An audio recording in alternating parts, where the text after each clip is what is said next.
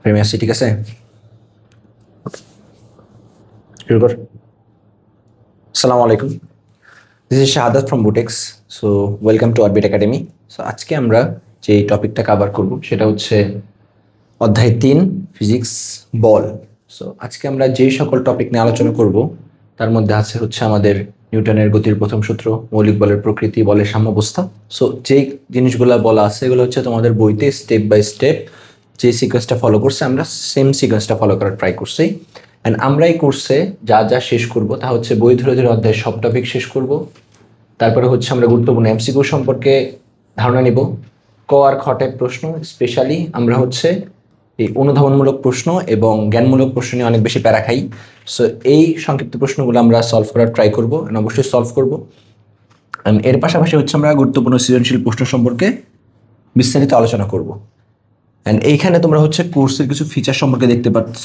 So এগুলোর access তুমি হচ্ছে এসএসসি পরীক্ষার আগ পর্যন্ত সকল ক্লাসের অ্যাক্সেস পেয়ে যাবা।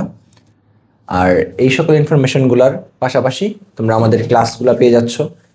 অ্যান্ড এইখানে আমাদের মেগা সেল অফার চলতেছে, 75% অফ, 9,999 টাকায় তোমরা এই কোর্সটা পেয়ে যাচ্ছ। অ্যান্ড এইটার বিস্তারিত জানতে তোমার হচ্ছে অরবিট একাডেমি online.com ভিজিট করার জন্য বিশেষভাবে বলা হচ্ছে। সো চলো দেরি না করে আমরা ক্লাসটা স্টার্ট করে দেই। আমাদের ফার্স্ট যেই টপিকটা আছে সেটা হচ্ছে জড়তা এবং বলের ধারণা। আচ্ছা, খেয়াল করি, জড়তা এবং বলের ধারণা। অ্যান্ড ফার্স্টে বলা আছে নিউটনের প্রথম গতিসূত্র। আমি যদি বলি যে নিউটন গতির যে 3টা সূত্র দিছেন, নিউটনের প্রথম গতিসূত্র,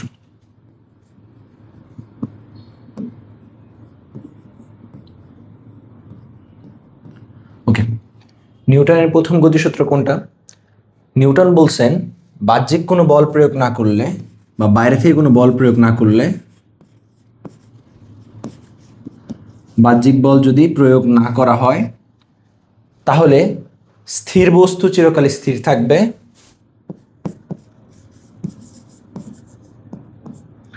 স্থির বস্তু চিরকাল স্থির থাকবে, আর গতিশীল যে বস্তুগুলো আছে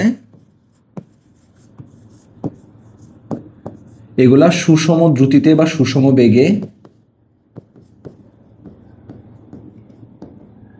সরল পথে চলতে থাকবে বা সুষম দ্রুতিতে সরল পথে চলতে থাকবে।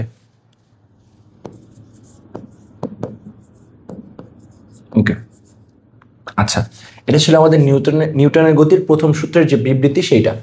সো এখানে একটা কথা বলা আছে জড়তা এবং বলের ধারণা। আচ্ছা, ফার্স্ট অফ অল আমি বলে নিই জড়তা জিনিসটা কি।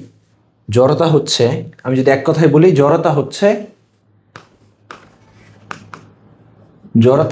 এক কথায় বলতে গেলে অলসতা। আচ্ছা, অলসতা জিনিসটা কি? এখন তুমি বসে আছো, তোমার বসে থাকতে ভালো লাগতেছে, কাজ করতে ইচ্ছা করতেছে না, অথবা তুমি হচ্ছে যে অবস্থায় আছো তোমার ওই অবস্থায় থাকতে ইচ্ছা করতেছে, তোমার অন্য কোনো কাজ করতে ইচ্ছা করতেছে না। সো এই ধরনের বিষয়গুলোকে আমরা জড়তা বলে থাকি।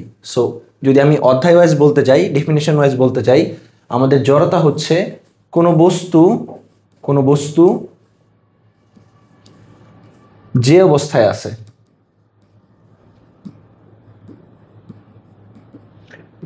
কোনো বস্তু যে অবস্থায় আছে ওই অবস্থায় থাকতে চাওয়ার যে প্রবণতা বা টেন্ডেন্সি, বা ওই অবস্থায় থাকতে চাওয়ার যে ইচ্ছা, তাকে বলা হচ্ছে জড়তা। সো ফর এক্সাম্পল, ধরো 10 কেজি ভরের একটা পাথর আমি নিছি, নেয়ার পরে হচ্ছে আমি চেষ্টা করছি পাথরটাকে আমি সরাবো। ফার্স্টে কিন্তু আমার অনেক বেশি পরিমাণে ফোর্স দিতে হবে। কেন? কারণ বস্তুটা কি ছিল? স্থির ছিল। তাকে গতিশীল করতে আমার অনেক বেশি পরিমাণে ফোর্স দেওয়া লাগতেছে। বাট বস্তুটা যদি কোনো কারণে গতিশীল হয়ে যায়, তারপরে কিন্তু তাকে গতিশীল রাখতে আমার অল্প একটু ফোর্স দিলেই কাজ করা যাচ্ছে বা গতিশীল রাখা যাচ্ছে। আবার সার্টেন একটা টাইম পরে আমি যদি বস্তুটাকে সামনে থেকে থামাতে চাই, আমার কিন্তু অনেক বেশি পরিমাণ বল দিয়ে থামাইতে হবে। কেন? কারণ হচ্ছে বস্তুটা গতিশীল ছিল, তার অবস্থান আমি পরিবর্তন করতে চাচ্ছি। সো বস্তু যে অবস্থায় আছে ওই অবস্থায় থাকতে চাওয়ার তার যে ইচ্ছা, তাকেই বলা হচ্ছে আমাদের জড়তা। এখন জড়তা পরিমাপ করার একটা একক আছে, যে বস্তুর ভর যত বেশি তার জড়তাটা তত বেশি। তার মানে জড়তা পরিমাপের একক হচ্ছে বস্তুর ভর।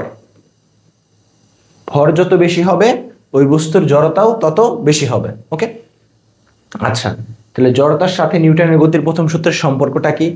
সম্পর্কটা হচ্ছে এমন যে বাইরে থেকে যদি আমি কোনো বল প্রয়োগ না করি, এটা আমি একটু সাইডে রাখলাম।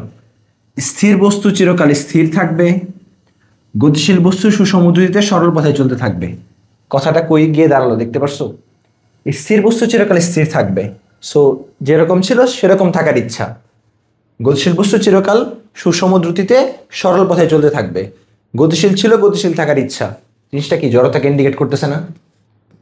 তাহলে নিউটনের গতির প্রথম সূত্র থেকে আমরা জড়তার ধারণাটা পাচ্ছি। অ্যান্ড ফার্স্টে যে টপিকটুকু তোমাদেরকে বলছিলাম আপাতত নেগলেক্ট করি, ওটা হচ্ছে আমাদের বাহ্যিক বল। বাইরে থেকে কোনো এক্সটার্নাল ফোর্স দেওয়া হচ্ছে না, বাইরে থেকে কোনো এক্সটার্নাল ফোর্স দেওয়া হচ্ছে না। একটু ডিটেলস আলোচনা করলে বুঝতে পারবা, ফিউচারে এগুলো সম্পর্কে ধারণা পাবা যে বাহ্যিক কোনো বল দেওয়া হচ্ছে না, তার মানে কি বাইরে থেকে কোনো ধাক্কা দেওয়া হচ্ছে না, বাইরে থেকে কোনো বল প্রয়োগ করা হচ্ছে না। সো এখান থেকে আমরা বলের ধারণাও পাইলাম। আচ্ছা, এখানে অনেকের কনফিউশন তৈরি হয়ে যায়, ভাই আপনি একটা বল নিছেন, ঠিক আছে, আপনি একটা বল দিছেন এই অবজেক্টের উপরে বা এই বস্তুর উপরে, এদিক থেকে একটা বল দিছেন, সমস্যা নেই, F1 বল দিছেন। সো আমি একটা কাজ করছি, আমিও অপোজিট দিক থেকে বা বিপরীত দিক থেকে F2 পরিমাণ বল দিছি, সমান পরিমাণ বল দিছি। সো সমান পরিমাণ বল দিলে কি হয়ে যায়? F2 = F1। সো আপনি যে বললেন যে বাহ্যিক বল প্রয়োগ না করলে স্থির বস্তু চিরকাল স্থির থাকে, গতিশীল বস্তু সুষম দ্রুতিতে চলতে থাকে। সো আমি যদি একটা বস্তুর উপর আপনি যে পরিমাণ বল দিচ্ছেন বিপরীত দিক থেকে সেই পরিমাণ বল দেই, তাহলে তো বস্তুটি অবশ্যই নড়বে না, অবশ্যই গতিশীল হবে না। তাহলে তো আপনি যে নিউটনের গতির প্রথম সূত্র বললেন এটা তো ভুল হিসেবে প্রমাণিত হলো। যে ব্যাখ্যাটা আছে, যে বিবৃতিটা আছে, এটাকে যদি আরো স্পেসিফিক্যালি বলতে যাই, আরো গুছায় বলতে যাই বা আরো ডিটেলসে বলতে যাই, তাহলে এটা বলা উচিত নিট বল শূন্য হলে, এটা হচ্ছে detailed version of this definition. নিউটনের গতির প্রথম সূত্রের বিবৃতির ডিটেল যে ভার্সনটা আছে, এটা হচ্ছে নিট বল শূন্য হলে আমাদের স্থির বস্তু চিরকাল স্থির থাকবে, গতিশীল বস্তু সুষম দ্রুতিতে চলতে থাকবে। ঠিক আছে? সো এটা হচ্ছে একটা ভালো এক্সাম্পল, যেটা নিয়ে অনেক বেশি কনফিউশন তৈরি হয় স্টুডেন্টদের মধ্যে, ইভেন তোমাদের চেয়ে বড় যারা আছে তাদের মধ্যেও কনফিউশন তৈরি হয়। সো এটা আমি একটু ক্লিয়ার করে দিলাম যে বাহ্যিক বল কথাটা বলার চাইতে বা ডেফিনেশন অনুযায়ী বাহ্যিক বল লিখবা, কোনো সমস্যা নাই, বাট ধারণা এটা রাখবা যে নিট বল শূন্য হলে, এটা কিন্তু একটা স্পেশাল কেস, একটা ফোর্স না অনেকগুলো ফোর্স অ্যাক্ট করতে পারে। সো করে যদি আমার নিট বলটা কোনো কারণে শূন্য হয়, ফোর্সগুলোর সামেশন যদি বা যোগফল যদি কোনো কারণে শূন্য হয়, যে ডিরেকশনটা অপোজিট হয়েছে তাই যোগফল শূন্য হয়ে গেছে, সো তখন আমাদের নিট বলটা শূন্য হয়, অ্যান্ড তখনই আমাদের জড়তার বিষয়টা খাটতেছে, অ্যান্ড তখনই আমাদের নিউটনের গতির প্রথম সূত্রটা প্রযোজ্য। বুঝতে পারছি? ওকে, সো আমরা আমাদের নেক্সট টপিকে চলে যাই। জড়তা বলের ধারণা। এই যে জড়তা এবং বল নিয়ে আমি আলোচনা করছি। সো জড়তার তো বলাই হয়ে গেছে, অ্যান্ড এইখানে বলের যে ব্যাপারটা আছে, বল নিয়ে কথা বলতে গেলে কিছু বিষয় সম্পর্কে তোমার ধারণা রাখা উচিত। যে বল হচ্ছে যা কোনো বস্তুর উপর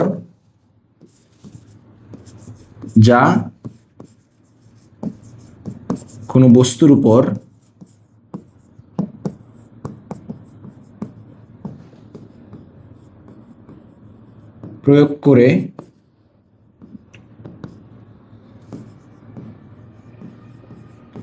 বস্তুর অবস্থা বা অবস্থানের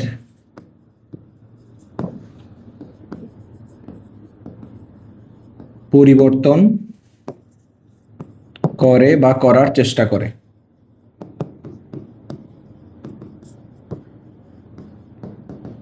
সো বল কি? বল হচ্ছে যা কোনো বস্তুর উপর প্রয়োগ করে বস্তুর অবস্থা বা অবস্থানের পরিবর্তন করে বা করার চেষ্টা করে। আচ্ছা ভাই, পরিবর্তন করে বললেন, আবার চেষ্টা করে কেন বললেন? থাকতে পারে কোশ্চেন এরকম। সো দেখো, আমি সাপোজ এই বোর্ডটার উপরে বা স্মার্ট বোর্ডটার উপরে আমি একটা ধাক্কা দেওয়ার চেষ্টা করছি, যেহেতু দেয়ালের সাথে লেগে আছে, আমার ওই পরিমাণ ফোর্স দেওয়ার ক্যাপাবিলিটি নাই যে আমি এটাকে সরাই ফেলবো। সো আমি সরাইতে পারি নাই। তুমি দেখতে পারতেছো আমি ফোর্স দিছি নাকি দেই নাই, দেওয়ার আগে যেমন ছিল দেওয়ার পরেও তেমন ছিল। তা আমি ফিল করতেছি আমি ফোর্স দিছি, আমি চেষ্টা করছি, বাট চেষ্টাটা সফল হয় নাই। তার মানে কি আমি বল প্রয়োগ করি নাই? অবশ্যই বল প্রয়োগ করছি, চেষ্টা করছি, বাট চেষ্টাটা কোনো কারণে সফল হয় নাই। ঠিক আছে? অথবা পরিবর্তন করে এই কথাটা যদি বলি, আমি একটা বই নিছি, বইটা নিয়ে আমি ধাক্কা দিছি, বল দিছি, বইটা সামনের দিকে মুভ করছে। তার মানে হচ্ছে কি, আমি বল প্রয়োগ করার ফলে তার অবস্থা বা অবস্থানের পরিবর্তন করে ফেলছি। সো বল হচ্ছে এমন একটা জিনিস যেটা হচ্ছে দুইটা কাজই করতে পারে, যে হয় করবে নয়তো করার চেষ্টা করবে। বস্তুর অবস্থা বা অবস্থানের পরিবর্তন করবে নয়তো করার চেষ্টা করবে, দুইটা কাজই হইতে পারে। ওকে, আচ্ছা ফাইন। এখন কথা হচ্ছে বলের কয়েকটা বৈশিষ্ট্য আছে। কি কি বৈশিষ্ট্য থাকতে পারে বলের? সো বল আকৃতি চেঞ্জ করে ফেলতে পারে কোনো কিছুর, ঠিক আছে? বল হচ্ছে কোনো বস্তুর অবস্থানের পরিবর্তন করাইতে পারে, কোনো বস্তুতে ত্বরণ সৃষ্টি করতে পারে। সো বল, এক কথায় বলকে প্রকাশ করা হয় এফ ফোর্স দিয়ে। এফ ইকুয়াল টু হচ্ছে আমাদের নর্মালি এম এ দিয়ে প্রকাশ করা হয়, যদিও এইটা হচ্ছে আমরা নিউটনের গতির দ্বিতীয় সূত্র থেকে জানবো। তারপরে আগে একটু বলে দিলাম যে বলের নর্মালি যে আমাদের ফর্মুলাটা আছে এটা হচ্ছে F equal to M A. M মানে হচ্ছে আমাদের ভর, আর এ মানে আগের চ্যাপ্টারে আমরা জানছি এ মানে হচ্ছে ত্বরণ, আর এটা মানে হচ্ছে বল। সো বল কখন শূন্য হবে? ভর তো নর্মালি শূন্য হয় না। চিরায়ত যে পদার্থবিজ্ঞান আছে, মডার্ন ফিজিক্সে আবার না, আধুনিক পদার্থবিজ্ঞানে না, চিরায়ত পদার্থবিজ্ঞান যেটা আমরা নর্মালি পড়ে থাকি, ক্লাসিক্যাল পদার্থবিজ্ঞান, সেখানে আমাদের ভরটা কিন্তু ফিক্স থাকে, মানে ভরের কোনো পরিবর্তন নাই। তার মানে ত্বরণ যদি কোনো কারণে শূন্য হয়ে যায় তাহলে আমাদের বলটা শূন্য হয়ে যাওয়ার টেন্ডেন্সি থাকে, ঠিক আছে? সো জিনিসটা হচ্ছে এরকম যে ত্বরণ কখন থাকে না? যখন বস্তুটা সমবেগে থাকে। সমবেগে চললে আমাদের এটা হয়ে যাবে জিরো, আর এ জিরো হয়ে গেলে আমাদের এফটাও হয়ে যাবে জিরো। বুঝতে পারছি? ক্লিয়ার সবার কাছে? ফাইন। সো আমরা আমাদের নেক্সট টপিকে চলে যাই। ওকে, আচ্ছা, বল সম্পর্কে জানছি। এখন জানার পরে আমাদের মনের মধ্যে একটা চিন্তার উদ্ভব হইতে পারে যে ভাই, বল যে বললেন, বল তো কয়েক প্রকার হইতে পারে, ঠিক আছে? সো প্রকারভেদটা যদি একটু বলে দিতেন বেটার হইতো না? হ্যাঁ, অবশ্যই বেটার হইতো। সো প্রকারভেদ বলার আগে একটু জেনে নেই যে বলের যে প্রকারভেদ আছে, অনেকগুলো প্রকার আছে, বিভিন্ন প্রকারের বল হইতে পারে, কিন্তু মেনলি 4টা বল আমাদের জন্য ইম্পর্টেন্ট, যেটা হচ্ছে মৌলিক বল। কেন 4টা বল ইম্পর্টেন্ট? কারণ এই মৌলিক বলগুলা থেকে অন্যান্য বলের উদ্ভব হয়েছে। এইগুলাই হচ্ছে সবগুলো বলের এক কথায় বলা যায় সৃষ্টি করে থাকে। সো 4টা বল কি কি এখানে দেখতে পারতেছো? মহাকর্ষ বল আছে, তড়িৎচুম্বক বল আছে, দুর্বল নিউক্লিয় বল আছে, সবল নিউক্লিয় বল আছে। আচ্ছা, এগুলো সম্পর্কে কিভাবে আলোচনা করব, কি কি বলবো, একটু এখানে ডিটেলসে বলার চেষ্টা করি যে আসলে কি হয়, মহাকর্ষ বল দ্বারা আসলে কি মিন করে। যদিও মহাকর্ষ বল সম্পর্কে এই চ্যাপ্টারে আমরা ডিটেলসে জানবো। সো ফার্স্টে বলে দেই যে মহাকর্ষ বলটা আসলে কি, কিভাবে কাজ করে, এই জিনিসটা আসলে কি মিন করে। মহাকর্ষ বল হচ্ছে এই মহাবিশ্বে যা আছে প্রতিটি বস্তু কণায় একটি অপরটিকে আকর্ষণ করে, ঠিক আছে? এটা কে বলছে? এটা বলছে হচ্ছে নিউটন বলছে মহাবিশ্বে যা আছে, এই মহাবিশ্বের প্রতিটি বস্তু কণায় একটি অপরটিকে আকর্ষণ করে। এই আকর্ষণ বলের মান বস্তুকণাদের ভরের গুণফলের সমানুপাতিক এবং এদের দূরত্বের বর্গের ব্যস্তানুপাতিক। যাই হোক, এটা সম্পর্কে আমরা ডিটেলসে জানবো, কোনো সমস্যা নাই। সো যেহেতু একটি বস্তুকণা একটি বস্তুকণাকে আকর্ষণ করে, তার মানে আমি যে এই ক্যামেরাটা আছে এটাকে আকর্ষণ করতেছি, আমি এই বোর্ডটাকে আকর্ষণ করতেছি, বোর্ডটা আমাকে আকর্ষণ করতেছে। সো আমি এই পেনটাকে আকর্ষণ করতেছি, পেনটা আমাকে আকর্ষণ করতেছে। তার মানে বিষয়টা এমন দাঁড়াচ্ছে যে মহাবিশ্বে যা আছে একটা একটাকে আকর্ষণ করতেছে। আমাকে চাঁদ আকর্ষণ করতেছে, আমাকে মঙ্গল গ্রহ আকর্ষণ করতেছে, আমি মঙ্গল গ্রহকে আকর্ষণ করতেছি, বাট এটা আমরা ভিজুয়ালি দেখতে পারি না বা আমরা ফিজিক্যালি তেমন ফিলও করতে পারি না। যার কারণে মহাকর্ষ বলকে বলা হয় সবচেয়ে দুর্বল বল। সবচেয়ে দুর্বল বল। মহাকর্ষ বলটা হচ্ছে সবচেয়ে দুর্বল বল, আর এই মহাকর্ষ বলের পাল্লাটা হচ্ছে অসীম। অসীমে থাকা যে কোনো জিনিসকে তুমি আকর্ষণ করতে পারো, ঠিক আছে? ফাইন। তারপরে হচ্ছে আমাদের তড়িৎচুম্বক বল। আচ্ছা, তড়িৎচুম্বক বল জিনিসটা কি আমি যদি একটু বলি। তড়িৎ আছে কথাটার সাথে, চুম্বক আছে কথাটার সাথে।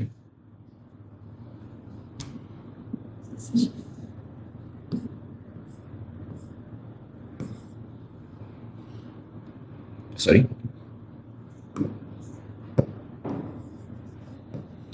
এই কথাটার সাথে তড়িৎ যুক্ত আছে, চুম্বক কথাটাও যুক্ত আছে। আচ্ছা, তড়িৎ চুম্বক বল জিনিসটা কি?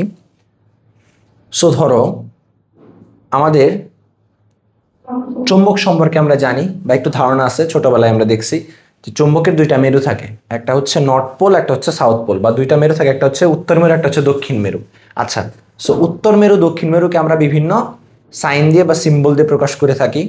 সো চুম্বক কিন্তু একটা একটাকে আকর্ষণও করতে পারে, বিকর্ষণও করতে পারে, তাই না? সো আকর্ষণ বিকর্ষণের পাশাপাশি এই যে চুম্বকটা আছে, এই চুম্বকটা শুধু একটা বস্তুর মধ্যে নিহিত থাকে এমন না, চাইলে তড়িৎ বা কারেন্ট পাস করায় এই চুম্বকটার শক্তি বা পাল্লা বা প্রাবল্যতা বৃদ্ধি করা যায়। তার মানে ধরো কোনো কারণে আমি একটা বস্তু নিচ্ছি, এখানে বস্তু নিয়ে আমি বস্তুর মধ্যে একটা আধান নিয়ে এটাকে আহিত করে দিলাম, তার মানে কি হয়ে গেল, এর মধ্যে দিয়ে তড়িৎ চলতেছে যেহেতু আধান আছে। সো তারপর আমি এখানে একটা নেগেটিভ চার্জকে নিয়ে আসলাম, ঋণাত্মক চার্জ, ঠিক আছে? দেখো তো, অবশ্যই আমরা জানি বিপরীত চার্জগুলো একটা একটাকে আকর্ষণ করে। সো পজিটিভ নেগেটিভকে আকর্ষণ করবে, নেগেটিভ পজিটিভকে আকর্ষণ করবে, এরকমই তো দেখা যাবে। তাহলে আকর্ষণ বিকর্ষণের ব্যাপারটা যে চলে আসছে, এটা হচ্ছে চৌম্বকত্বের পরিচয়, আর মধ্যে যে আমাদের আধানগুলো প্রবাহিত হচ্ছে এটা হচ্ছে তড়িতের পরিচয়। সো তড়িৎ আর চুম্বক, তড়িৎ আর চুম্বক দুটা ধর্ম একসাথে মিলে হয়ে গেছে আমাদের তড়িৎ চুম্বক। সো এরা একে অপরকে যে বলে আকর্ষণ করবে, এই আকর্ষণ বলটা হচ্ছে আমাদের তড়িৎ চুম্বক বল।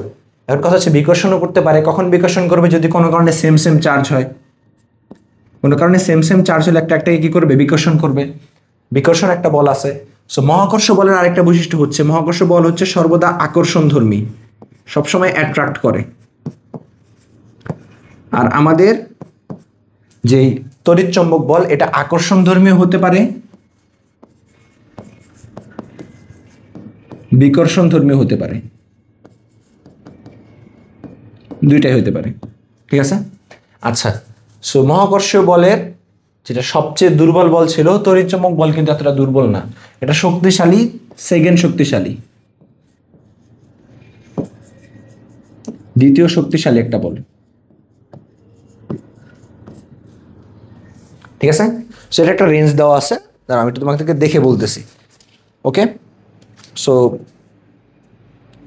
এটা হচ্ছে 10⁶ গুণ এই যে সবচেয়ে দুর্বল যে মহাকর্ষ বল আছে, মহাকর্ষ বলের তুলনায় হচ্ছে 10⁻36 গুণ বেশি শক্তিশালী।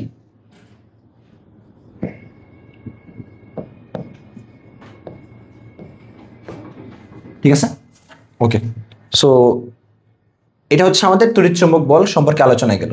সো আমাদের নেক্সট যেই টাইপটা আছে সেটা হচ্ছে সবল নিউক্লিয় বল এবং দুর্বল নিউক্লিয় বল। সো চলো আমরা আমাদের নেক্সট যে টাইপটা আছে সেটা দেখে ফেলি। এখানে আমাদের মেইনলি বলা আছে হচ্ছে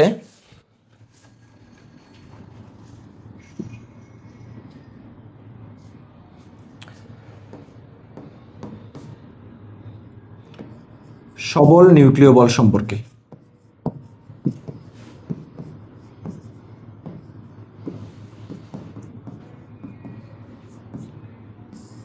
সবল নিউক্লিয় বলটা আসলে কেমন বল? সবল নিউক্লিয় বল দেখেই বুঝতে পারতেছো, সবল মানে কি? শক্তিশালী। সো নিউক্লিয় বা মানে নিউক্লিয়াসের মধ্যে কিছু একটা হচ্ছে। সো নিউক্লিয়াসের মধ্যে এমন এক ধরনের বল আছে যেটা হচ্ছে আমাদের সবল নিউক্লিয় বল। ঠিক আছে, এটা মেইনলি এই টাইপটা হচ্ছে ডিফাইন করতেছে আমাদের নিউক্লিয় বলের একটা স্ট্রং পার্টকে। তার মানে আমাদের নিউক্লিয়াসের মধ্যে যে জিনিসপত্রগুলো আছে, নিউক্লিয়াসের মধ্যে কে কে আছে? নিউক্লিয়াসের মধ্যে আমাদের থাকে হচ্ছে প্রোটন আর নিউট্রন, তাই তো? সো প্রোটন আর নিউট্রন যে আছে, একটি প্রোটন অ্যান্ড নিউট্রন, আমরা জানি প্রোটন হচ্ছে পজিটিভ চার্জযুক্ত আর নিউট্রন হচ্ছে আমাদের নেগেটিভ চার্জযুক্ত, তাই না? সো এই নিউক্লিয়াসের মধ্যে প্রোটন আর নিউট্রনকে একসাথে আবদ্ধ রাখতে, দেখো তো আমি যদি একটা নিউক্লিয়াস দেখি, নিউক্লিয়াস কিন্তু ভেতরে খুবই ছোট্ট একটা জায়গা কভার করে থাকে। সো এই ছোট্ট জায়গার মধ্যে আমাদের প্রোটনগুলো আছে। সো প্রোটনগুলো থাকার কারণে দেখো তো পজিটিভ চার্জ একসাথে আছে, এদের কি করা উচিত?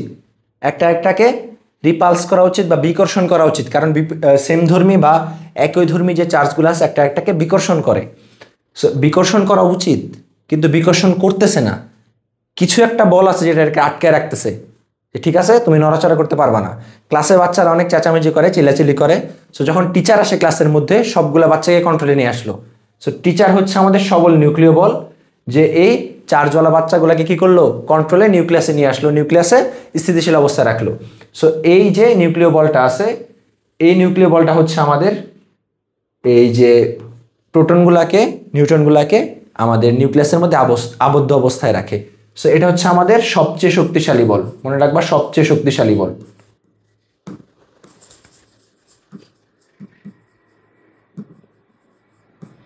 ঠিক আছে, সবচেয়ে শক্তিশালী বল হচ্ছে আমাদের সবল নিউক্লিয় বল।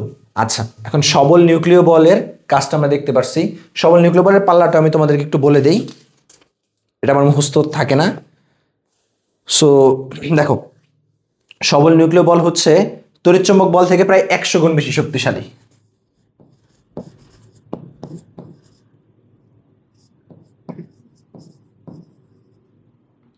তড়িৎচুম্বক থেকে 100 গুণ বেশি শক্তিশালী।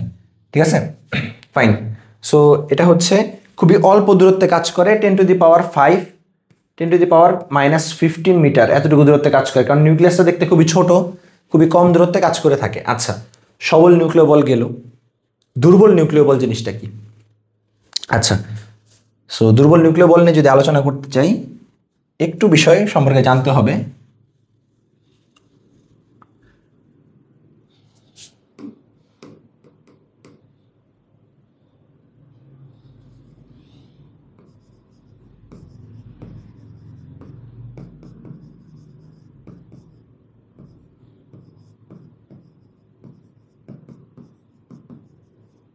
আচ্ছা, দুর্বল নিউক্লিয় বল জিনিসটা কি?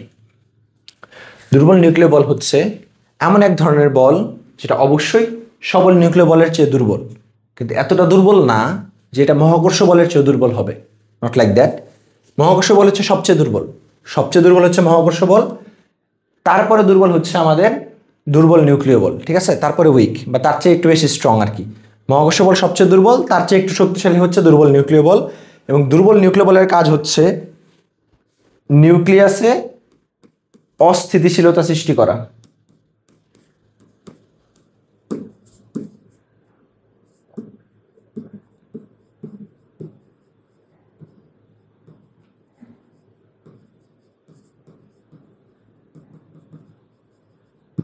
এটা কিভাবে হয় মনে রাখবা, বিটা এমিশন ঘটে, বিটা এমিশন বা বিটা ক্ষয় ঘটে। এটা সম্পর্কে তোমরা ডিটেলসে জানবা যখন হচ্ছে আমরা তেজস্ক্রিয়তা সম্পর্কে পড়বো। জাস্ট জেনে রাখো, বিটা ক্ষয় যখন ঘটে তখন নিউক্লিয়াসের দুর্বল নিউক্লিয় বলের আবির্ভাবের কারণে বা দুর্বল নিউক্লিয় বলের কারণে বিটা এমিশন হয় বা বিটা ক্ষয় ঘটে থাকে। এখন আমি যে এক্সাম্পল দিয়ে তোমাদেরকে বলছিলাম যে ক্লাসের মধ্যে স্টুডেন্টরা চিল্লাপাল্লা করতেছে, টিচার আসার পরে সবাই শান্ত হয়ে গেছে, ঠিক আছে, বা যখন টিচার পড়ানো স্টার্ট করছে ক্লাসের ব্যাকে কিন্তু কিছু স্টুডেন্ট তারপরেও ঝামেলা করা স্টার্ট করছে, চেঁচামেচি শুরু করে দিছে। ওই যে সকল স্টুডেন্টগুলা ক্লাসের টিচার থাকা অবস্থায় ঝামেলা করে তারা হচ্ছে আমাদের দুর্বল নিউক্লিয় বলের মধ্যে পড়তেছে। ওকে, একটা রিয়েল লাইফের সাথে রিলেট করতে পারলে জিনিসটা অনেক বেশি ইজি হয়। সো আমি এভাবে মনে রাখতাম, তোমরা এভাবে মনে রাখতে পারো চাইলে, যে দুর্বল নিউক্লিয় বল হচ্ছে যারা আমাদের নিউক্লিয়াসের মধ্যে, পরমাণু নিউক্লিয়াসের মধ্যে অস্থিতিশীলতা সৃষ্টি করে, তারা হচ্ছে আমাদের দুর্বল নিউক্লিয় বল। এটা হচ্ছে বিটা এমিশনের জন্য দায়ী বা বিটা ক্ষয়ের জন্য দায়ী। অ্যান্ড আমাদের এটা হচ্ছে তেজস্ক্রিয়তার কারণে হয়। অ্যান্ড তড়িৎচুম্বকীয় বলের চাইতে প্রায় ট্রিলিয়ন গুণ, তড়িৎচুম্বকীয় বলের চাইতে বা তড়িৎচুম্বকীয় বল হচ্ছে এটার থেকে প্রায় ট্রিলিয়ন গুণ পরিমাণ বেশি শক্তিশালী। দুর্বল নিউক্লিয় বল সবচেয়ে দুর্বল না, বাট দুর্বল নিউক্লিয় বলের চেয়ে তড়িৎচুম্বকীয় বল হচ্ছে ট্রিলিয়ন গুণ বেশি শক্তিশালী। সো আমি যদি অর্ডার করি শক্তির হিসাবে, সবচেয়ে বেশি শক্তি কার? সবল নিউক্লিয় বলের, এটাকে আমি 1 নাম্বার দিলাম। তারপর শক্তি কার বেশি? তারপর হচ্ছে তড়িৎচুম্বকীয় বলের, এটাকে আমি 2 নাম্বার দিলাম। তারপরে আমার শক্তি সবচেয়ে বেশি হচ্ছে দুর্বল নিউক্লিয় বলের। তারপরে শক্তি সবচেয়ে কম শক্তি হচ্ছে মহাকর্ষ বলের। বুঝতে পারছি? এই কয়েকটা বিষয় একটু জানার মতো ছিল। সো আশা করি বুঝতে পারছি সবাই। সো চলো আমরা আমাদের নেক্সট টপিকে চলে যাই। এই ক্লাসটা একটু লেন্দি হবে, সো একটু ধৈর্য দিয়ে শুনবা বা ধৈর্য ধরে দেখবা, যাতে ক্লাসের সবগুলো টপিক তোমাদের কাভার হয়ে যায়। অ্যান্ড আমাদের এই টপিকগুলো যদি তুমি টোটালি ক্লাসটা দেখো, আশা করি তোমাদের এই বিষয়গুলো নিয়ে আর কোনো কনফিউশন থাকবে না। সো চলো সামনের দিকে এগোই। বলের সাম্যাবস্থা ও অসাম্যাবস্থা, সুন্দর একটা কথা। সাম্যাবস্থা কি? সুন্দর একটা সুস্থিতিশীল অবস্থায় আছে। অসাম্যাবস্থা কি? অবশ্যই কোনো একটা ঝামেলা টামেলা হয়েছে, তাই না? ধরো সাপোজ তোমার ফ্রেন্ডের শক্তি তোমার মতোই, তোমার একটা ফ্রেন্ড আছে যে ফ্রেন্ড তোমার মতোই মোটা, তোমার মতো শক্তিশালী বা তোমার মতোই রোগা আছে, শক্তি সেম। একটা রশি দিয়ে তুমি এখান থেকে টানতেছো, মাঝখানে একটা নট বাঁধা আছে, এখান থেকে আরেকটা রশি দিয়ে তোমার ফ্রেন্ডও আরেক দিকে টানতেছে। এটা হচ্ছে তোমার ফোর্স F1, এটা হচ্ছে তোমার ফ্রেন্ডের ফোর্স F2। দুইটা ফোর্স সমান, F1 আর F2 সমান। তাহলে বলো তো এই বস্তুটা কি, এই বস্তুটা কি কোনো দিকে মুভ করবে, কোনো দিকে যাবে? অবশ্যই যাবে না। কেন যাবে না? কারণ এর উপর যে বলগুলা কাজ করতেছে তাই বস্তুটাকে সাম্যাবস্থানে নিয়ে আসতে সাহায্য করছে বা সাম্যাবস্থায় নিয়ে এসেছে, রাইট?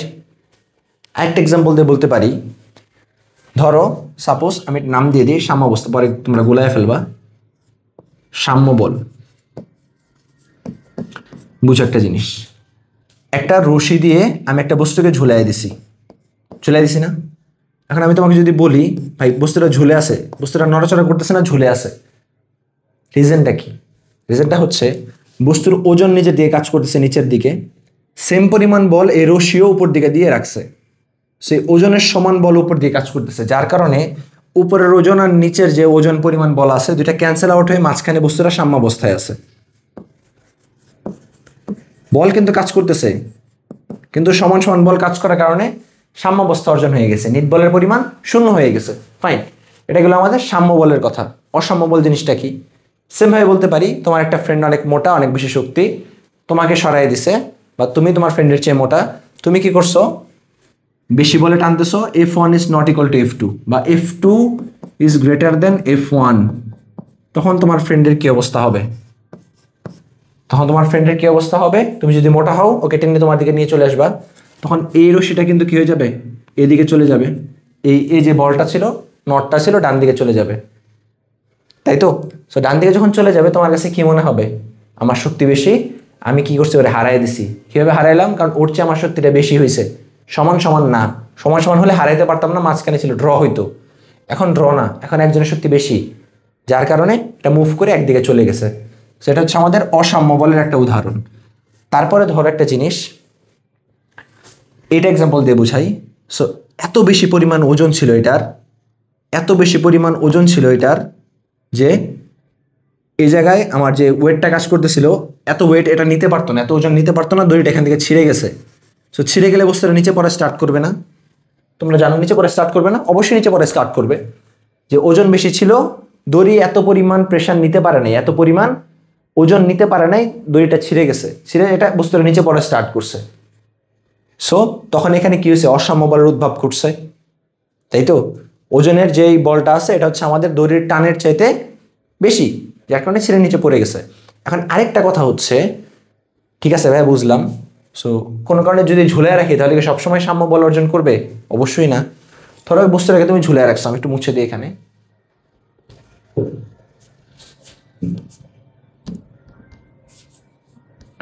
ওয়েট,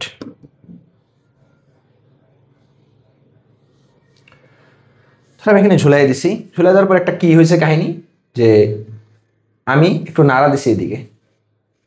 সো নাড়া দেওয়ার কারণে কি হয়েছে? এটা কিন্তু এভাবে সিম্পল হারমোনিক মোশনে বা সরল স্পন্দন গতিতে ডানে বামে মুভ করা স্টার্ট করছে, ঝুলতেছে, এভাবে ঝুলতেছে। তো সাম্য অবস্থা হলে তো বস্তুটা ঝুলতো না বা বস্তুটা নড়তো না। কেন নড়তেছে? কোনো জায়গায় ফোর্স বেশি হয়েছে তার দিকে চলে যাচ্ছে, কোনো জায়গায় ফোর্স কম হয়েছে তাই আবার এদিকে চলে আসতেছে। সো আলটিমেটলি জিনিসটা হচ্ছে এরকম, যে আমাদের যখন একদিকে ফোর্স দেওয়া হবে, নেট ফোর্সের পরিমাণ যদি কোনো কারণে জিরোর চেয়ে বেশি হয়, নেট ফোর্স নেট ফোর্স বা টোটাল ফোর্সের মান যদি কোনো কারণে জিরোর চেয়ে বেশি হয়, তখন বস্তুটার উপর হচ্ছে আমাদের কার্যকরী বলটা সাম্যাবস্থানে থাকবে না, তখন এটা অসাম্যাবস্থা তৈরি করবে। ঠিক আছে? এটা হচ্ছে আমাদের বলের সাম্যাবস্থা আর অসাম্যাবস্থা। আশা করি বুঝতে পারছি, একটা স্লাইড দিয়ে কভার করে দিছি। ফাইন, সো আমরা সামনের দিকে চলে যাই। আমাদের কি বলা আছে?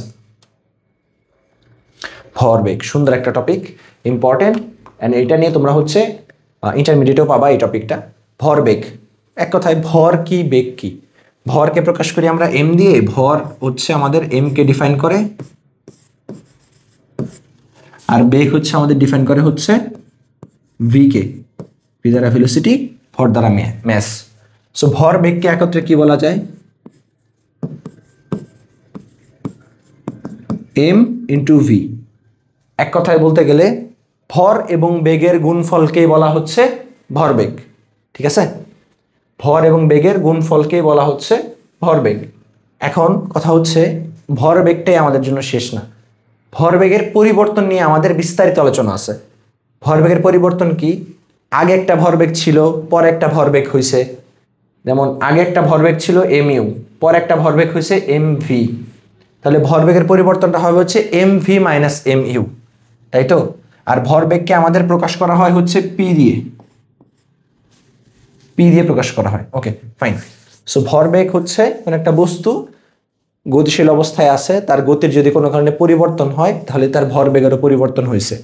যে বস্তুর ভর যত বেশি তার ভরবেগের পরিমাণ তত বেশি, যে বস্তুর বেগ যত বেশি তার ভরবেগের পরিমাণ তত বেশি। তার মানে ভরবেগ হচ্ছে এম এর সমানুপাতিক, ভরবেগ হচ্ছে ইন্ডিভিজুয়ালি বেগেরও সমানুপাতিক একটা রাশি। ঠিক আছে, ক্লিয়ার?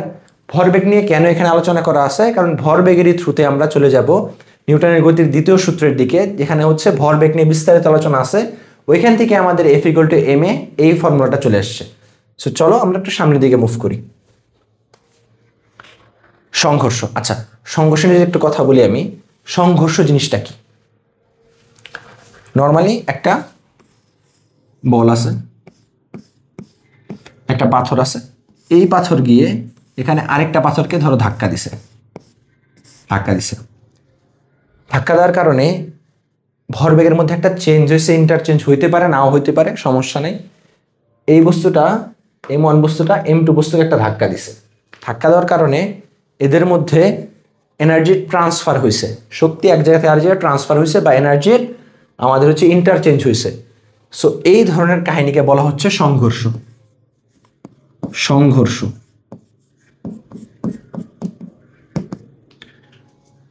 সো সংঘর্ষ কয়েক ধরনের হতে পারে। মেইনলি সংঘর্ষকে আমরা দুই টাইপে ডিনোট করি, একটা হচ্ছে স্থিতিস্থাপক সংঘর্ষ, একটা হচ্ছে অস্থিতিস্থাপক সংঘর্ষ।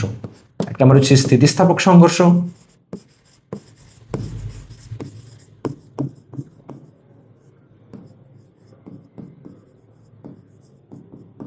আরেকটা হচ্ছে অস্থিতিস্থাপক সংঘর্ষ।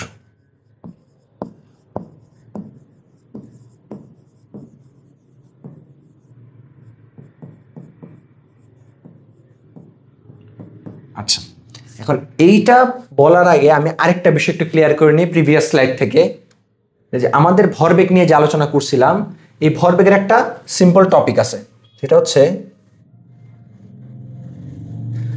ভরবেগের সংরক্ষণশীলতার নীতি। কি? ভরবেগের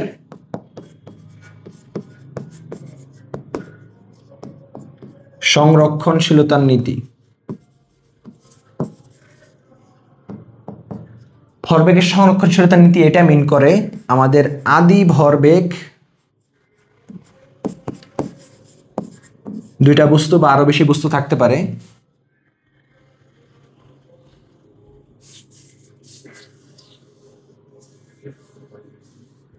আমাদের আদি ভরবেগ আরো বেশি বস্তু থাকতে পারে, আর শেষ ভরবেগ সবসময়, শেষ ভরবেগের সমষ্টি সবসময় সমান হয়।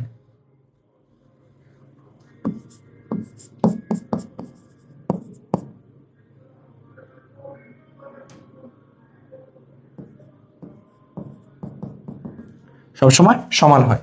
সো ভরবেগের সংরক্ষণশীলতার নীতি এটাই মিন করে যে আমাদের আদি ভরবেগ ইকুয়াল টু শেষ ভরবেগ হবে।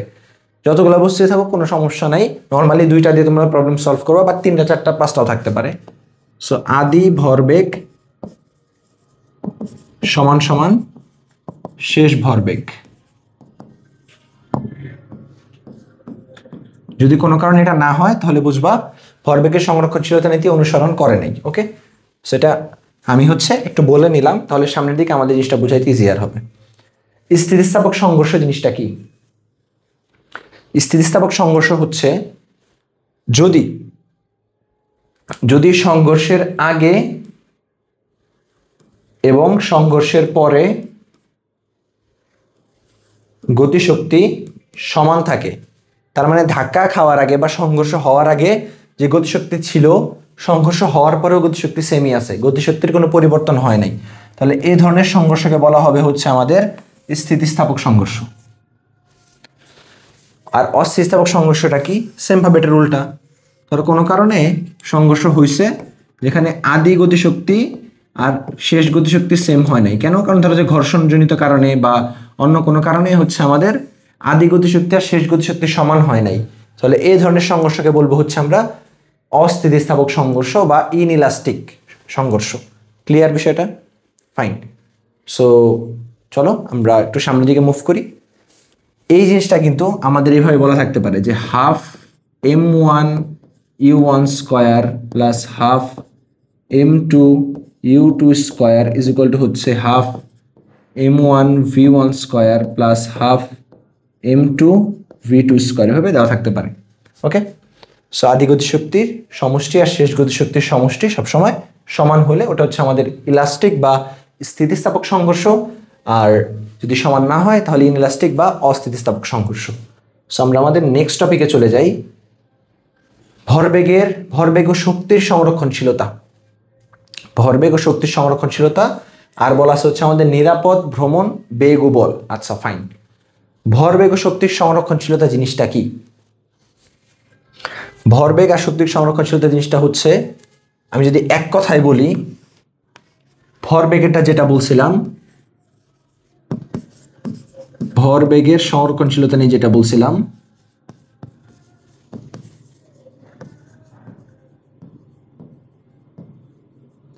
সেটা হচ্ছে এরকম যে আদি ভরবেগ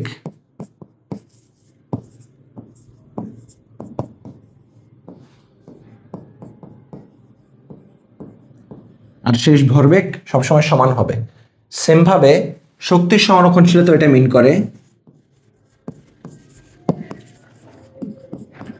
শক্তির সংরক্ষণশীলতা এটা মিন করে যে আমাদের আদি যে শক্তিগুলো আছে, ইনিশিয়াল টোটাল এনার্জি বা আদি শক্তিগুলা যে আছে, এইটা হচ্ছে আমাদের শেষ শক্তির সমান। সো এখানে মেনলি আমরা হচ্ছে যান্ত্রিক শক্তি নিয়ে কাজ করি। যান্ত্রিক শক্তি আবার দুই প্রকার। মেনলি আমরা যান্ত্রিক শক্তি নিয়ে কাজ করি। যান্ত্রিক শক্তি দুই ধরনের। আমি যদি বলি, যান্ত্রিক শক্তি হচ্ছে দুই ধরনের। একটা হচ্ছে আমাদের গতি শক্তি, আর একটা হচ্ছে বিভব শক্তি। সো এখানে আমাদের টোটাল এনার্জি আগে যা ছিল, টোটাল এনার্জি পরেও তাই থাকবে। তার মানে আমাদের ইকে প্লাস ইপি আগে যা ছিল, এইখানে ইকে প্লাস ইপি পরেও তাই থাকবে। এটা হচ্ছে আমাদের শক্তির সংরক্ষণশীলতা। আগে যে পরিমাণ শক্তি ছিল মোট শক্তি, পরেও ওই পরিমাণ মোট শক্তি থাকবে। তাহলে তাকে বলা হচ্ছে আমাদের শক্তির সংরক্ষণশীলতা নীতি অনুসরণ করা একটা কেস। ওকে, আচ্ছা, খ নম্বরে বলা আছে নিরাপদ ভ্রমণ বেগ ও বল। আচ্ছা, সো এটা নিয়ে একটু আলোচনা করি। সেকেন্ড,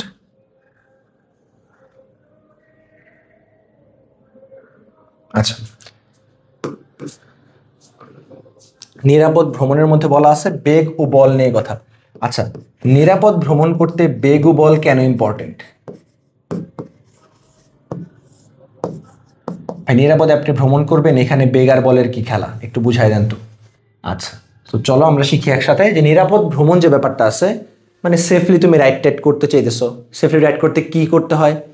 সামনে একটা গাড়ি দেখলে, সামনে একটা অবস্ট্যাকল দেখলে সময় মতো ব্রেক করতে হয়, গাড়ি থামাইতে হয়। ঠিক আছে, একটা টার্ন দেখলে নিরাপদে গাড়ি একটা ভেলোসিটি নিয়ে যাইতে হয় বা নিরাপদে একটা বেগ নিয়ে যাইতে হবে রাস্তা ক্রস করে। একটা টার্ন নেওয়ার সময় তুমি যদি অনেক বেশি স্পিড নিয়ে টার্ন নেওয়া, হয়তো দেখবা অনেকে বাইক চালায় যে বাইক টার্ন নেওয়ার সময় বাইক স্কিড করে পড়ে গেছে, বাইক পিছলাখায় পড়ে গেছে। এরকম প্রবলেম দেখো অনেক সময়, যে অনেক বেশি বেগ নিয়ে ঘুরতে গেছিল, বাইক স্কিড করে পড়ে গেছে। সো রাস্তাঘাটে তো এরকম প্রবলেম অনেক দেখবা। সো এইখানে বেগ আর বলের কি কাহিনী? সো রাস্তাঘাটে যখন তুমি ব্রেক নিতে যাবা বা রাস্তাঘাটে যখন তুমি বাঁক নিতে যাবা, নট ব্রেক, বাঁক যখন তুমি নিতে যাবা, তখন তোমার বেগ একটা নির্দিষ্ট পরিমাণ হইতে হয়, যেটা ব্যাংকিংয়ের উপর নির্ভর করে, রাস্তার ব্যাংকিং কোণের উপরে। ব্যাংকিং জিনিসটা কি একটু বলি, এটা সম্পর্কে ডিটেলসে হচ্ছে তোমরা জানবা পরবর্তী ক্লাসে, মানে হচ্ছে 11-12-এ। ব্যাংকিং হচ্ছে রাস্তা নিরাপদে বাঁক নেওয়ার জন্য, একটা গতিতে নিরাপদে বাঁক নেওয়ার জন্য রাস্তাকে সামান্য একটু ঢালু রাখা হয়। ভেতরের স্টেপের চাইতে বা ভেতরের পাড়ের চাইতে বাইরের পাড় একটু উঁচু হয়, এই ধরনের কেসকে বলা হয় রাস্তার ব্যাংকিং। এই ব্যাংকিংটা ইচ্ছাকৃতভাবে করা হয়ে থাকে যাতে নিরাপদে বাঁক নেওয়া যায়। মোটরসাইকেল রাইডার, গাড়ি যারা আছে তারা হচ্ছে যাতে নিরাপদে বাঁক নিতে পারে। এখন নিরাপদে বাঁক কতটুকু নেওয়া যাবে, একটা লিমিট দেওয়া থাকে দেখবা রাস্তার পারে, maximum 50 kilometre per hour, maximum 40 kilometre per hour. কেন, এর চেয়ে বেশি স্পিডে কি যাওয়া যাবে না? যাওয়া যাবে, বাট দুর্ঘটনা ঘটার সম্ভাবনা অনেক বেশি। সো ব্রেকটা অনেক বেশি ইম্পর্টেন্ট, কারণ বেশি বেগে যদি তুমি যাও ভর বেগের পরিমাণটা বেড়ে যাবে, যার কারণে তোমার যে গাড়িটা আছে এটা নিজের স্ট্রেট থেকে চেঞ্জ হয়ে যেতে পারে। আর বলের যে ব্যাপারটা আছে, যখন নিরাপদে ভ্রমণ করতে যাবা অবশ্যই তোমার গাড়ি একটা ভরবেগ প্রাপ্ত হবে। সো গাড়িটা যখন তোমার ভরবেগ প্রাপ্ত হবে ভ্রমণের সময়, অবশ্যই এটাকে থামাইতে হলে একটা ফোর্সের প্রয়োজন পড়বে, একটা বলের প্রয়োজন পড়বে, রাইট? তাহলে সামনে তুমি একটা গাড়ি দেখলা, তুমি বল প্রয়োগ করলা না থামানোর জন্য, তখন কি কাহিনী ঘটবে? অবশ্যই একটা দুর্ঘটনা ঘটে যেতে পারে। সো বেগ যদি কোনো কারণে বেশি হয়ে যায়, তোমার থামাইতে বেশি পরিমাণ বলের প্রয়োজন পড়বে, তাই তো? তাহলে নিরাপদে যখন তুমি ভ্রমণ করতে চাবা তখন তোমার অবশ্যই বেগের বিষয়টা খেয়াল রাখতে হবে যে আমার স্পিড যেন স্পিড লিমিটটাকে ক্রস না করে যায়, আমার বলটা দিয়ে যেন আমি থামাইতে পারি, এই পরিমাণ ফোর্স আমার প্রয়োগ করতে হবে, ব্রেকটা আমার ওই পরিমাণই চাপতে হবে। বুঝতে পারছি? সো নিরাপদ ভ্রমণের জন্য আমার এই বিষয়গুলো গুরুত্বপূর্ণ। ওকে, সো আমরা আমাদের নেক্সট টপিকে চলে যাচ্ছি। বস্তুর গতির উপর বলের প্রভাব, এটা নিয়ে অলরেডি বলে ফেলছি। গতির উপর বলতে, বলের প্রভাব বলতে, তুমি যদি বেশি বল প্রয়োগ করো বস্তুটি বেশি গতিশীল হবে। ওটা নিরাপদ ভ্রমণের ক্ষেত্রে ছিল, বাট নর্মালি যদি কোনো একটা বস্তুকে তুমি গতিশীল করতে চাও, তোমার হচ্ছে বল প্রয়োগ করতে হবে। বল প্রয়োগ করে তো গতিশীল করে কোনো একটা বস্তুকে, অথবা গতিশীল কোনো একটা বস্তু আছে তার গতি তুমি পরিবর্তন করতে চাও, বস্তুকে থামাইতে চাও, বা ডিরেকশনটাকে সোজা যাচ্ছিল তুমি ডিরেকশনটাকে চেঞ্জ করে দিতে চাও, দিকটা চেঞ্জ করতে চাও, ওই কেসে তোমার কি করতে হবে? বল প্রয়োগ করতে হবে। সো বল যদি তুমি প্রয়োগ না করো তাহলে তুমি এই গতির অবস্থার পরিবর্তন করতে পারবা না। তো সো গতির অবস্থার পরিবর্তন করতে হলে আমাদের অবশ্যই বল প্রয়োগ করতে হবে, যেটা আমরা নিউটনের ফার্স্ট ল থেকে জানছি। নিউটন বলছে বাহ্যিক কোনো বল প্রয়োগ না করলে স্থির বস্তু চিরকাল স্থির থাকবে, গতিশীল বস্তু সুষম গতিতে সরল পথে চলতে থাকবে। সো বস্তুর গতিকে অবশ্যই কন্ট্রোল করতে হলে তোমার অবশ্যই কি করতে হবে? বল প্রয়োগ করতে হবে। বুঝতে পারছি? ফাইন। তারপরে বলা আছে নিউটনের দ্বিতীয় গতিসূত্র, এই জিনিসটা সম্পর্কে একটু জানি। এই যে বল নিয়ে কথা বলছি না, ফার্স্ট ল থেকে আসছিল বাহ্যিক বলের কথা, ফার্স্ট এর সাথে সেকেন্ড লর একটা রিলেশন আছে। ভরবেগ সম্পর্কে কিন্তু আগে আলোচনা করে ফেলছি। সো ভরবেগ সম্পর্কে আলোচনা করার পরে আমাদের এই নিউটনের গতিসূত্র সম্পর্কে একটা বিষয় জানবো, যে ডেফিনেশনটা আসলে কি, বিবৃতিটা কি বলছে। বিবৃতিটা হচ্ছে এরকম: বস্তুর ভরবেগ এর পরিবর্তনের হার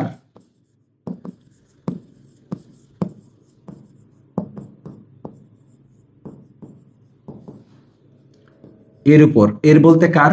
বস্তুর, এর উপর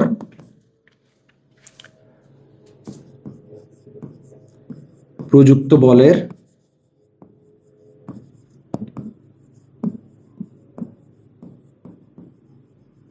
সমানুপাতিক, এবং বল যেদিকে ক্রিয়া করে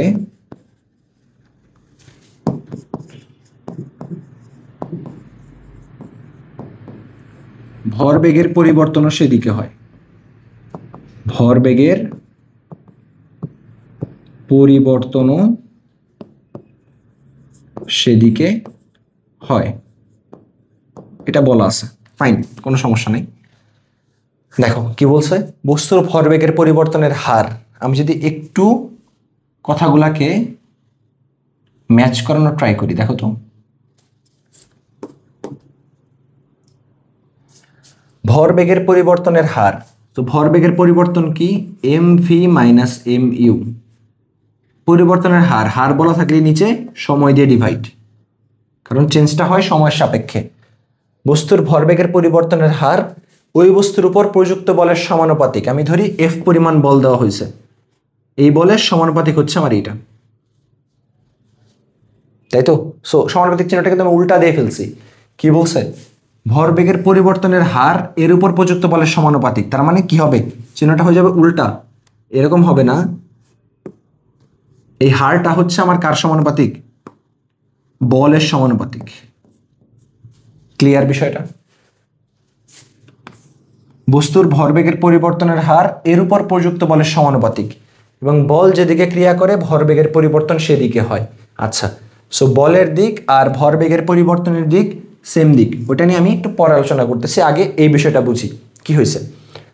সো দেখো এখানে M V minus M U divided T, that means আমি এইখানে একটা কথা বলতে পারি যে এই যে ফোর্সের ব্যাপারটা চলে আসছে, ফোর্স যত বেশি দিব ভরবেগের পরিবর্তনের হার তত বেশি হবে, তাই তো? এখানে ডিপেন্ডেন্ট রাশি বা নির্ভরশীল রাশি হচ্ছে এইটুকু, লেফট সাইডে যেটুকু আছে এইটুকু, এটা হচ্ছে আমার স্বাধীন রাশি এফটা, ডান পাশে যে থাকে সমানুপাতিক চিহ্নের সে হচ্ছে আমাদের স্বাধীন রাশি। সো এখানে একটা বিষয় বলার মতো, সেটা হচ্ছে এম আমি এই পাশ থেকে কমন নিতে পারি, বা আমি চাইলে ফার্স্টে প্রপোর্শনাল সাইনটা তুলে দেই, M U by M T is equal to হচ্ছে আমাদের কে একটা কনস্ট্যান্ট, কে হচ্ছে একটা কনস্ট্যান্ট, যে হচ্ছে সমানুপাতিক ধ্রুবক।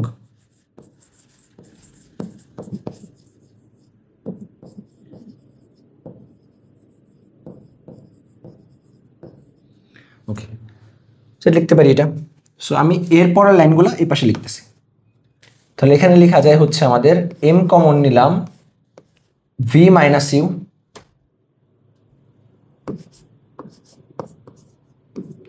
ডিভাইডেড টি ইকুয়াল টু হচ্ছে আমাদের কে ইন্টু এফ। আচ্ছা, যখন আমরা চ্যাপ্টার 2 পড়ছি ওখানে একটা ফর্মুলা বলছিলাম, তোমাদের মনে আছে কিনা আমি জানি না, আমি একটু বলে দিই এখানে ফর্মুলাটা। সেটা হচ্ছে এরকম ছিল, এ ইজ ইকুয়াল টু হচ্ছে ভি মাইনাস ইউ ডিভাইডেড টি। ঠিক আছে, দেখো তো আমি যদি এই ফর্মুলাটা এখানে বসাই দিই, ভি মাইনাস ইউ এর পরিবর্তে কিন্তু আমি V minus you by T এটুকুর পরিবর্তে কিন্তু আমি কি লিখতে পারি, আমি আমাদের এটা লিখে দিতে পারি। তাহলে বলা যায় না এখানে M into A is equal to হচ্ছে আমাদের K into F, M into A is equal to K F. ভাইয়া ফর্মুলা তো পড়ছিলাম F equal to M A, K কোত্থেকে আসলো, কে এর আমি কি কাজ করব, কে এর আমি কি কাজ করব। ধরো এখানে আমি তোমাকে বললাম একটা কন্ডিশন দিয়ে দিছি, কনস্ট্যান্টটা হচ্ছে সব কিছু যদি একক হয় তাহলে কনস্ট্যান্ট একটা ভ্যালু বেরিয়ে আসবে, একটু বের করা ট্রাই করি। একক ভরের বা 1 কেজি ভরের একটি বস্তুর উপর 1 মিটার পার সেকেন্ড স্কোয়ার ত্বরণ সৃষ্টি করতে 1 নিউটন বল প্রয়োগ করতে হলে কে এর ভ্যালু তাহলে কত আসবে? সবগুলোর ভ্যালু 1, তাহলে কে এর ভ্যালু 1 আসবে না? একটু বলো তো, সবগুলোর ভ্যালু 1, তাহলে কে এর ভ্যালু কি আসবে? 1 আসবে না? কে এর ভ্যালু যদি 1 আসে, আমি যদি 1 বসাই দিই তাহলে কি আসবে? F equal to M A, তাই তো, তাই না? তাহলে এফ ইকুয়াল টু যদি আমাদের এম এ হয়, এটাই কিন্তু আমাদের রিকোয়ার্ড যে ইকুয়েশনটা ওইটা। এখন আমি যদি তোমাকে বলি ভাইয়া নিউটনের গতির দ্বিতীয় সূত্র কোনটি, এফ ইকুয়াল টু এম এ যদি বলে দাও, এটা কিন্তু ভুল। নিউটনের গতির দ্বিতীয় সূত্র হচ্ছে এই বিবৃতিকে ডিফাইন করে, নিউটনের গতির দ্বিতীয় সূত্রের গাণিতিক রূপ হচ্ছে এফ ইকুয়াল টু এম এ। বুঝতে পারছি? ডিরেক্টলি বলা যাবে না নিউটনের গতির দ্বিতীয় সূত্র থেকে আমি এফ ইকুয়াল টু এম এ পাই, বা নিউটনের গতির দ্বিতীয় সূত্র থেকে আমি বলতে পারি এফ ইকুয়াল টু এম এ, না, কখনোই বলা যাবে না। বলতে হবে নিউটনের গতির দ্বিতীয় সূত্রের গাণিতিক রূপ হচ্ছে এফ ইকুয়াল টু এম এ, বা নিউটনের গতির দ্বিতীয় সূত্র থেকে আমি পেতে পারি বা পাওয়া যায় এফ ইকুয়াল টু এম এ জিনিসটা। ক্লিয়ার বিষয়? ওকে, সো চলো আমরা সামনের দিকে যাই।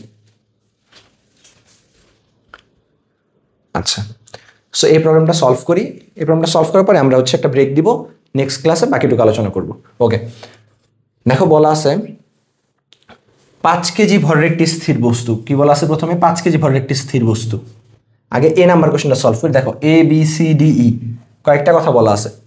আচ্ছা, 5 কেজি ভর, এম এর ভর হচ্ছে 5 কেজি, মানে এম হচ্ছে 5 কেজি, বস্তুর ভর হচ্ছে 5 কেজি স্থির বস্তুর উপর, তার মানে কি আদিবেগ 0।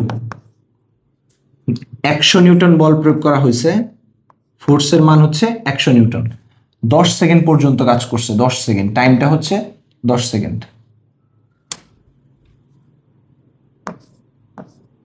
আচ্ছা, বল প্রয়োগ করার কারণে ত্বরণ কত? বল প্রয়োগ করার কারণে ত্বরণ কত? আগে এ নাম্বার কোশ্চেনের অ্যান্সারটা করি। বল প্রয়োগ করার কারণে ত্বরণ কত হয়েছে আমরা জানি, এফ ইকুয়াল টু হচ্ছে এম এ, তাই তো, F equal to M A. So A is equal to দাঁড়াবে হচ্ছে আমাদের এফ বাই এম। এফ এর ভ্যালু হচ্ছে আমাদের দেওয়া আছে 100 নিউটন, আর এম এর ভ্যালু দেওয়া আছে 5 কেজি।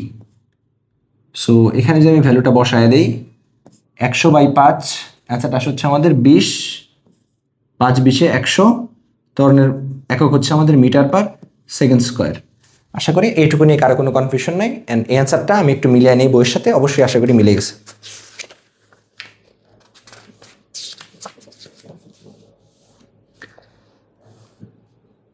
হ্যাঁ, 20 metre per second square.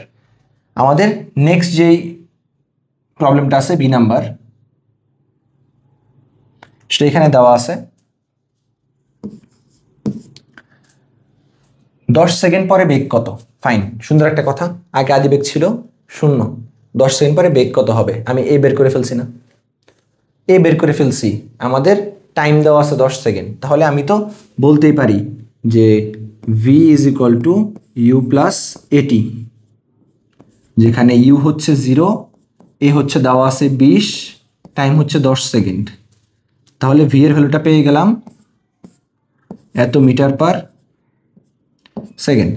So V এর ভ্যালুটা আসবে হচ্ছে আমাদের 200 মিটার পার সেকেন্ড। সেটা হচ্ছে আমাদের একটা অ্যান্সার ছিল, এটা আমাদের একটা অ্যান্সার আসবে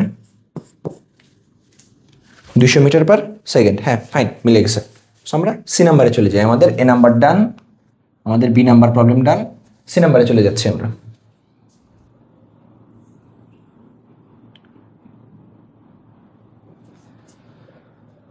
সো সি নাম্বারে বলা আছে এরকম যে 20 সেকেন্ড পরে বেগ কত? সুন্দর কথা, 20 সেকেন্ড পরে বেগ কত হবে? ফাইন। সো 100 নিউটন বল 10 সেকেন্ড পর্যন্ত কাজ করছে, বাকি যে 10 সেকেন্ড এক্সট্রা, দেখো 20 second time, 20 second time total. প্রথম 10 সেকেন্ডে কাজ করছে বল, পরের 10 সেকেন্ডে কি বল কাজ করে নাই। তার মানে কি পরের 10 সেকেন্ডে ত্বরণ ছিল না। প্রথম 10 সেকেন্ড, এটা প্রথম 10 সেকেন্ড, প্রথম 10 সেকেন্ডে ত্বরণ কাজ করছে, কিন্তু বল কাজ করা মানে কি একটা বস্তুর উপর 5 কেজি ভর একটা বস্তুর উপর 100 নিউটন বল কাজ করা মানে হচ্ছে এর উপর ত্বরণ কাজ করতেছিল, ত্বরণ বা বেগ বৃদ্ধি করাতে কাজ করতেছিল ত্বরণ বা ফোর্সটা। সো এইখানে প্রথম 10 সেকেন্ড ফোর্স কাজ করার পরে কিন্তু এটা থেমে গেছে, ফোর্স অ্যাক্ট করা বা বল প্রয়োগ করা কিন্তু থেমে গেছে। তাহলে পরবর্তী আমাদের যে 20 সেকেন্ড আছে এখানে কি হয়েছে? 20 সেকেন্ড পরে বেগ কত? 10 সেকেন্ড পরে বেগ যত ছিল 20 সেকেন্ড পরে আমাদের বেগটা সেমই হওয়ার কথা। কেন সেম হওয়ার কথা? দেখো আমি যদি তোমাদেরকে বলি যে এইখানে 10 সেকেন্ড যেটা ছিল, অ্যান্সারটা মিলাই নিবা, যে 10 সেকেন্ডের মধ্যে বেগ ছিল হচ্ছে আমাদের 200 মিটার পার সেকেন্ড প্রথম 10 সেকেন্ডে, তাই তো? তাহলে পরের 10 সেকেন্ড থাকে দ্বিতীয় 10 সেকেন্ড, তৃতীয় 10 সেকেন্ডে কি আমার বল কাজ করছে? বল তো প্রথম 10 সেকেন্ড পর্যন্ত কাজ করছে, তাহলে পরের যেই সময়টুকু আছে এখানে তো বল কাজ করে নাই। বল কাজ করে নাই মানে কি? বল কাজ করেনি,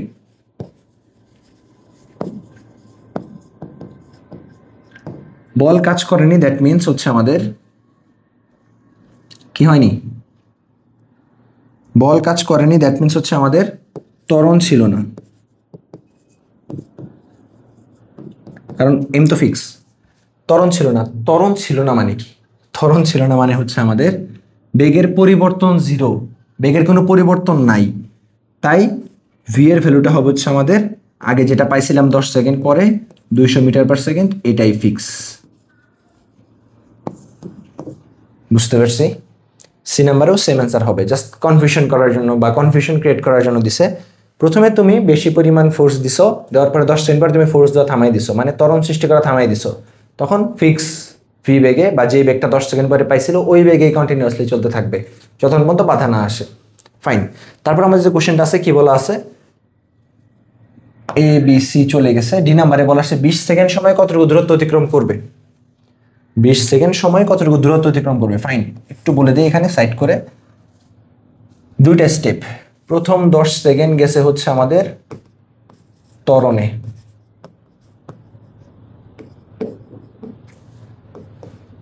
দ্বিতীয় 10 সেকেন্ড গেছে হচ্ছে আমাদের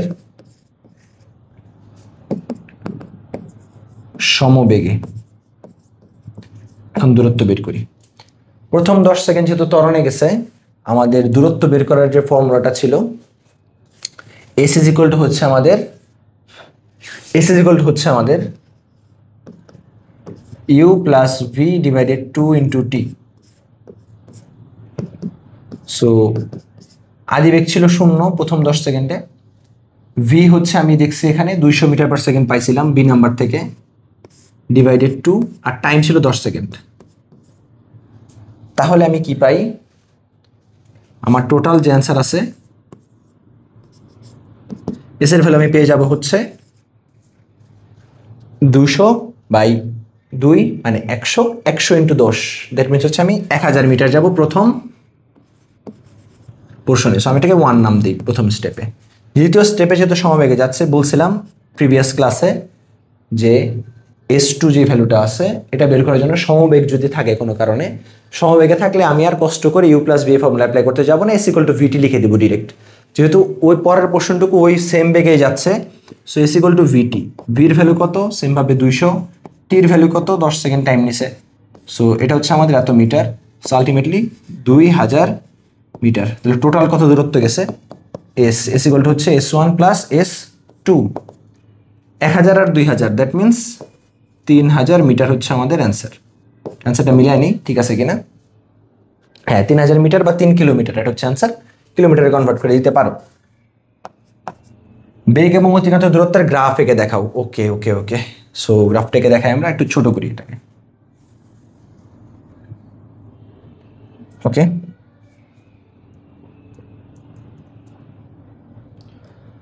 এই নাম্বারটা খেয়াল করি, এটা আমরা কত নাম্বার করছি, ডি নাম্বারটা করছিলাম এখানে। আচ্ছা, এই নাম্বারটা যদি আমরা খেয়াল করি, বলা আছে বেগ অতিক্রান্ত দূরত্বের গ্রাফ এঁকে দেখাও। আচ্ছা, সো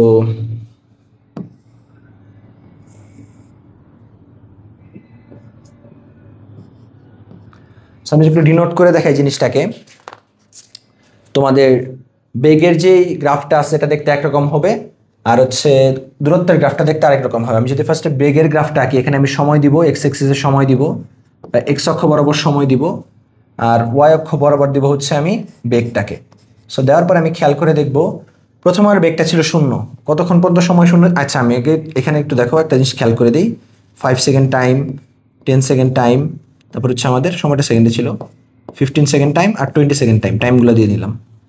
তারপর আমাদের যে কাজটা আছে, বেগ কিন্তু ম্যাক্সিমাম কত হয়েছিল, 200 কথা আছে এখানে। সো আমি 100 করে নাম দিয়ে যাই, জিনিসটা বেটার হয়, যেখানে 100 মিটার পার সেকেন্ড, এখানে 200 মিটার পার সেকেন্ড। সো বেগটা হচ্ছে অবশ্যই ms ইনভার্স 1 এই ইউনিটে ছিল, ডিনোট করে দিলাম। এখানে 300 নাম দিতে, 300 যদিও ছিল না কিছু, তারপর দিয়ে দিলাম। দেখো কথা হচ্ছে প্রথম 10 সেকেন্ডে কিন্তু বেগ বৃদ্ধি পাইছে। সো প্রথম যে 10 সেকেন্ড আছে এটা বেগ বৃদ্ধি পেয়ে কিন্তু এখানেই চলে আসছে। সো আগে ছিল 0 থেকে কন্টিনিউয়াসলি বাড়তে এখানে গেছে। যাওয়ার পরে দেখা গেছে আমাদের বেগ কিন্তু কনস্ট্যান্ট, সময় বাড়তেছে পরের 10 সেকেন্ডে, বাট বেগের কোনো চেঞ্জ নাই, কারণ কি ত্বরণ কাজ করে নাই। তাহলে পরের যে 10 সেকেন্ড আছে এই পর্যন্ত কিন্তু আমার গ্রাফটা দেখতে এরকম হবে, অনেকটা এরকম হবে, এরকম। বুঝতে পারছি?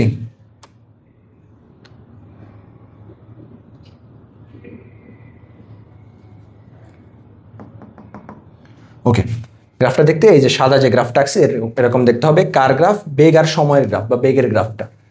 পরে বলছে আমাদের অতিক্রান্ত দূরত্বের গ্রাফ এঁকে দেখাও। আচ্ছা ফাইন, দূরত্বের গ্রাফ এঁকে দেখে কি হয়েছে।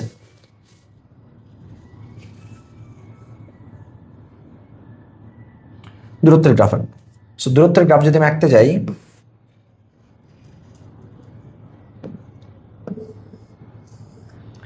দূরত্বের গ্রাফ আঁকতে গেলে আমি এক্স অক্ষ বরাবর সেম ভাবে সময় দিব, আর ওয়াই অক্ষ বরাবর আমি দূরত্ব দিব, দূরত্ব বা অতিক্রান্ত দূরত্ব বা সরণ দিতে পারি, অবশ্যই মিটার এককে হবে। আর এখানে হচ্ছে আমাদের সময় যেটা আছে এটা সেকেন্ডে দিলাম, 5, 10, 15 আর 10 হচ্ছে আমাদের 20। আচ্ছা, এখন কথা হচ্ছে ভাইয়া, কোনো সমস্যা নেই, দূরত্বটা দেখো তো বের করে ফেলছে অলরেডি। S1 হচ্ছে আমাদের 100 মিটার, কতটুকু সময়, প্রথম 10 সেকেন্ডে 100 মিটার, S1 হচ্ছে আমাদের 1000 মিটার, প্রথম 10 সেকেন্ডে আমাদের 1000 মিটার চলে গেছে। তারপর দেওয়া আছে আমাদের 2000 মিটার, পরের 10 সেকেন্ডে আমাদের 2000 মিটার চলে গেছে। তাহলে আমি যদি বলি প্রথম 10 সেকেন্ডে আমাদের কত গেছে, আমি নাম দিয়ে দিই, এখানে হচ্ছে আমাদের 1000 মিটার, ওটা হচ্ছে আমাদের 2000 মিটার, ওটা হচ্ছে আমাদের 3000 মিটার, তাই তো? তো সময়ের সাথে আমাদের গ্রাফটা কি হয়েছে, প্রথমে 10 সেকেন্ডে আমাদের গ্রাফটা গেছে এরকম, প্রথম 10 সেকেন্ডে আমাদের গ্রাফটা গেছে এরকম, এখান থেকে এই পর্যন্ত গেছে। পরের 10 সেকেন্ডে কিন্তু গ্রাফটা গেছে হচ্ছে সাম কাইন্ড অফ তোমার আরো 2000 মিটার গেছে, এক্সট্রা আরো 2000 মিটার গেছে, নট 1000 প্লাস 1000, নট 1000 প্লাস 1000, 1000 পরে এক্সট্রা আরো 2000 গেছে, টোটাল 3000। তারপরে এই পোর্শনটুকুতে গ্রাফটা আমার ড্রাস্টিক্যালি গ্রো করে এখানে আসছে।